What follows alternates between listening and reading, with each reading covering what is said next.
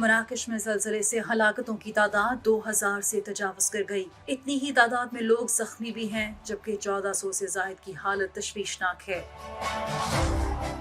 ज़लज़ले के नतीजे में कई इमारतें ज़मीन बोस हो गईं। लोग दूसरी रात भी खुले आसमान तले गुजारने पे मजबूर रहे। मराकश में ज़लज़ले को 1960 के बाद से अब तक का सबसे हलाकत खेज ज़लज़ला करार दिया जा रहा है। 1960 में ज़लज़ले से 12,000 अफराद हलाक हुए थे।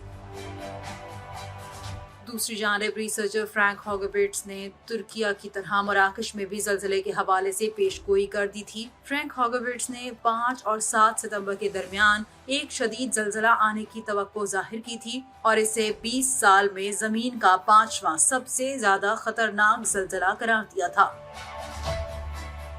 फ्रैंक ने कहा था कि अतारद और ज़ुहरा 2 सैयारों की कुर्बत मुश्तरी और यूरेनस के दरमियान 2 कमरी मिलाप के साथ मिल रहे हैं। 5 से 7 सितंबर तक इसके नतीजे में जोरदार ज़लज़ले की तवक्को है। इससे कबल फ्रैंक ने 6 फरवरी को तुर्क सरजमीन पर आने वाले तबाहकुन ज़लज़ले के बारे में पेशगोई की थी, जिसमें हजारों अफराद की मौत हुई थी।